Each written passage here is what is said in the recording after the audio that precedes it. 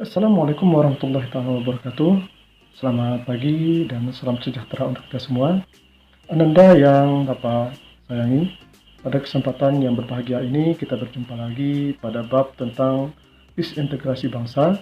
Adapun submateri yang kita bahas pada pagi hari ini adalah tentang kepentingan pemerintahan, yaitu pemberontakan PRRI Permesta dan BFO.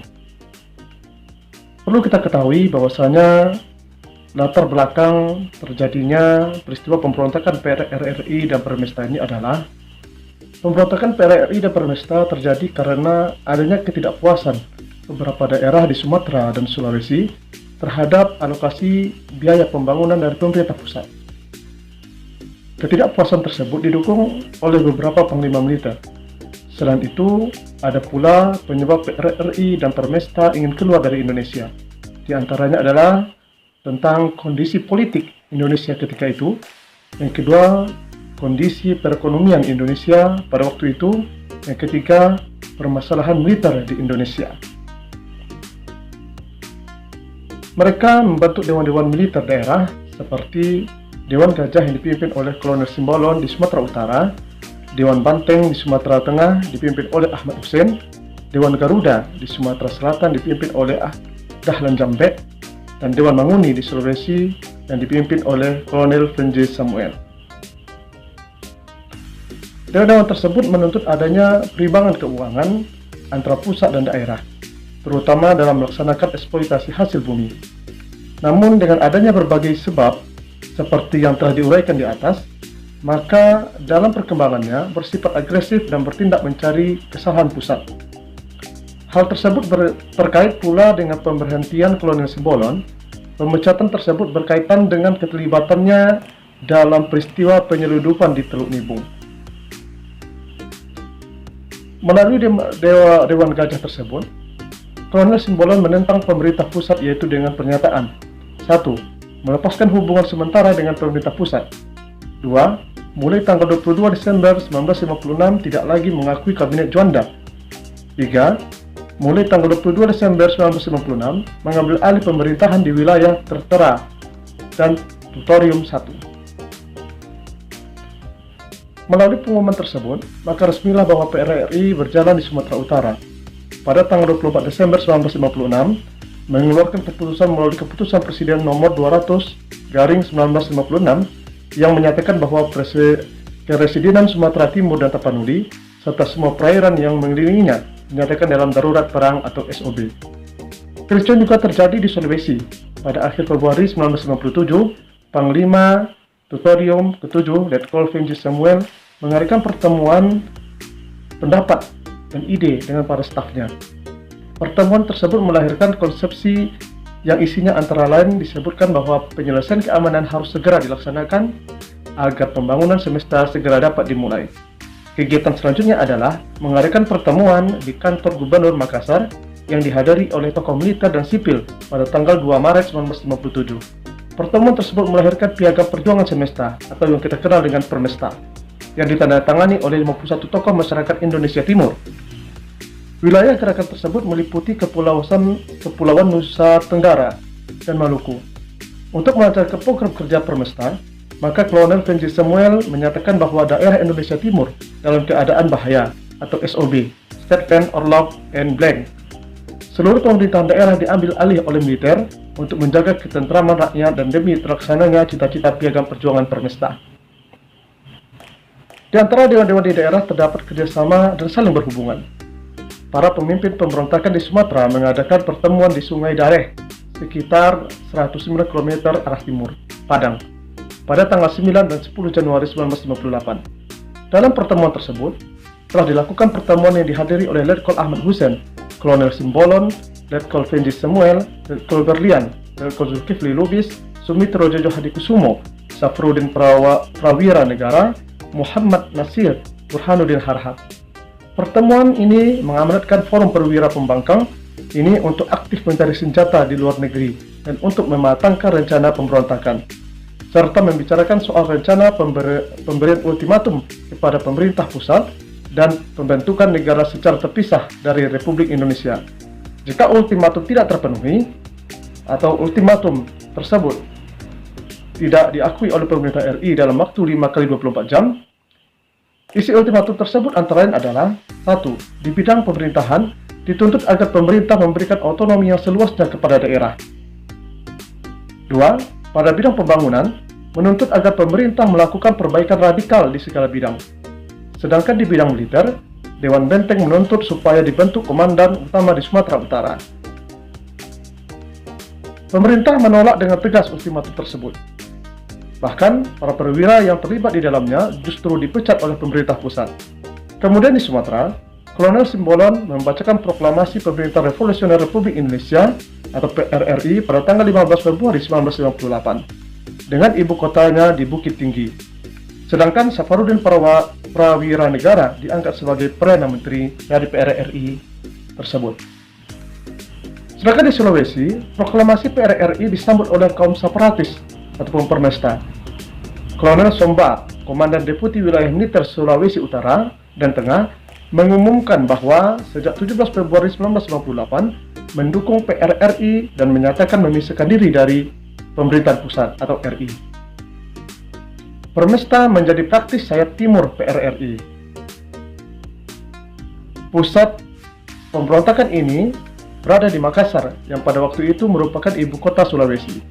Setahun kemudian, pada 1958, markas besar Permesta dipindahkan ke Manado. Di sini timbul kontak senjata dengan pasukan pemerintah pusat sampai mencapai gencatan senjata. Masyarakat di daerah Manado waktu itu tidak puas dengan keadaan ekonomi mereka. Pada waktu itu, masyarakat Manado juga mengetahui bahwa mereka juga berhak atas hak menentukan diri sendiri atau self-determination. Para pemimpin Permesta mencari dukungan dari pihak manapun untuk mencapai tujuannya, mengingat keyakinan akan adanya tindakan tegas dari pemerintah pusat. Berkaitan dengan pengeboman Manado oleh pasukan RI, maka perwakilan Permesta mengadakan hubungan dengan para pemberontak Permesta di Filipina dan menemui pejabat CIA untuk mendapatkan bantuan persenjataan. Pemimpin Permesta di Taiwan meminta bantuan kepada pemerintah setempat untuk mendukung Permesta, sehingga mendapat dukungan dari Dinas Rahasia Taiwan. Para presiden dari Korea Selatan dan Filipina juga memberikan bantuan kepada kaum pemberontak ataupun Permesta ini. Lalu, bagaimana cara pemerintah RI menjalankan penyelesaian dari pemberontakan PRRI dan Permesta ini? Melihat realita yang terjadi, pemerintah pusat melakukan berbagai cara untuk menyelesaikannya. Langkah pertama yang dilakukan oleh Kasat Nasution terhadap timbulnya awal gejolak pada bulan Desember 1956 adalah dengan mengeluarkan surat perintah tanggal 2 Januari 1957 untuk Kolonel Gatot Subroto, Kolonel Ahmad Yani, dan Letkol Joib, Mayor Alvin Nurdin, Ayer Sahala Huta Barat, dan Mayor Ali Hasan untuk menemui Kolonel Simbolon dan para komandan resimen untuk mengusahakan agar tidak terjadi bentrok secara fisik. Namun usaha ini tidak berhasil karena cenderung kontroversif dengan keadaan. Maijen Nasution telah melakukan pendekatan terselubung terhadap bawahan Simbolon, yaitu Letkol Jamin Ginting dan Letkol Wahab Makmur untuk mengambil kedudukan Panglima. Usaha pemerintah pusat untuk memenuhi tuntutan daerah, yaitu dengan mengirimkan sejumlah misi seperti misi Kolonel Dahlan Jambe, Menteri Pertanian Eni Karim, Dr. J. Laimena, Sanusi, Profesor Zairin Zain, Nazir Pamunja, dan Kolonel Moko Ginta. Misi tersebut kemudian disusul dengan pembentukan Panitia 7 dan penyelenggaraan Munas serta musyawarah pembangunan. Namun semua usaha diplomatis yang dilakukan oleh para misi tersebut ternyata tidak membuahkan hasil atau gagal. Tindakan dari RI terhadap PRRI dan Permesta secara bersenjata, penolakan terhadap ultimatum PRRI oleh pusat diikuti dengan pemboman terhadap Padang dan daerah kantong-kantong pemberontakan lainnya. Kemudian pemberontakan terang-terangan terjadi di Sumatera dan diikuti oleh Permesta di Sulawesi. Setelah melihat situasi tersebut, pemerintah pusat melakukan upaya lebih lanjut dengan operasi militer. Operasi tersebut antara lain: 1. Operasi yang dilaksanakan di Sumatera. Operasi Tegas dilaksanakan pada 12 Maret 1998 di Sumatera Timur. Tanggal 16 April 1998, pengiriman pasukan dalam operasi 17 Agustus di bawah Kolonel Ahmad Yani yang dibantu oleh seorang perwira Angkatan Darat A.S. Benson. Tanggal 17 April, pasukan Yani telah menguasai Padang sepenuhnya. Operasi Sabta Marga di bawah Brigadir Jenderal Jati Kusuma dengan sasaran Sumatera Timur dan Sumatera Utara. Operasi Sadar di bawah pimpinan Letkol Ibnu Sutowo dengan daerah sasaran Sumatera Selatan. Pemecatan terhadap para pimpinan pemberontakan dari jajaran militer Indonesia dan dilaksanakan operasi Marga pada bulan April untuk menumpas Permesta adalah pertama operasi Sabta Marga 1 di bawah pimpinan Letkol Sumarsono dengan sasaran Sulawesi Tengah, operasi Sabta Marga 2 di bawah pimpinan Letkol Agus Pramono dengan sasaran Sulawesi Utara bagian selatan, operasi Sabta Marga 3 di bawah pimpinan Letkol Magenda dengan sasaran sebelah utara Manado, operasi Sabta Marga 4 di bawah pimpinan Letkol Rukminto Hendra Ningrat dengan sasaran Sulawesi Utara, operasi Sabta Marga 5 di bawah pimpinan Pieter dengan sasaran Jailolo, dan operasi Sabta Marga 6 di bawah pimpinan Letkol KKO HW Punuzlos dengan sasaran Murotai. Pemberontakan di Sumatera dapat dengan mudah ditumpas oleh pemerintah. Mereka tidak melakukan perlawanan yang berarti. Pasukan banyak yang melarikan diri, bersembunyi, dan menyerah. Para tentara kebanyakan dari para pelajar dan mahasiswa yang belum berpengalaman dalam perang. Tawaran Soekarno dan Nasution tentang pemberian amnesti, abolisi, dan rehabilitasi terhadap pemberontakan PRRI dan Permesta diterima oleh mereka. Terjadinya pemberontakan PPRI dan Permesta membawa luka luar dalam bagi masyarakat di dalamnya. Di Minang, korban yang jatuh dari pihak PRRI kurang lebih berjumlah 22.174 jiwa, 4.360 luka-luka, 8.072 ditahan. Dari pihak APRI sendiri pusat yang meninggal adalah 10.150 jiwa, terdiri dari 2.499 tentara, 956 anggota OPR, 274 polisi, dan 5.592 orang warga sipil. Pembangunan fisik yang selama ini dibangun menjadi hancur. Masyarakat Minang menjadi rendah diri, mono, lalu pergi merantau kemana-mana. Perubahan kebijakan oleh pemerintah pusat terhadap daerah, Dekret Presiden 5 Juli 1959 yang menetapkan kembalinya pemerintahan sesuai dengan Undang-Undang 1945, dengan berhasil ditumpasnya PRRI Permesta, maka PKI justru berkembang sebagai kekuatan yang semakin kuat di tubuh TNI Angkatan Darat dan semakin berpengaruh terhadap Soekarno dalam kaitannya dengan perpolitikan Indonesia, yaitu diakuinya Nasakom, nasionalis, sosialis, dan agamis. Dampak selanjutnya adalah menimbulkan kesadaran di kalangan pimpinan negara bahwa wilayah NKRI terdiri dari kepulauan yang luas dan beraneka ragam masalah di setiap daerah. Semboyan Bhinneka Tunggal Ika harus dihayati makna dan hakikatnya. Hak otonomi yang luas memang perlu diberikan kepada setiap daerah agar setiap kebijakan sesuai dengan kebutuhan dan kepentingan masing-masing daerah. Peristiwa gerakan separatis tersebut menyebabkan jatuhnya Kabinet Ali Sastroamidjojo II pada tanggal 14 Maret 1957 yang ditandai dengan penyerahan mandat dari Perdana Menteri Ali Sastroamidjojo kepada Presiden. Kabinet tersebut digantikan oleh Kabinet Juanda yang secara resmi dibentuk pada tanggal 9 April 1957. Yang kedua adalah persoalan negara federal atau BFO.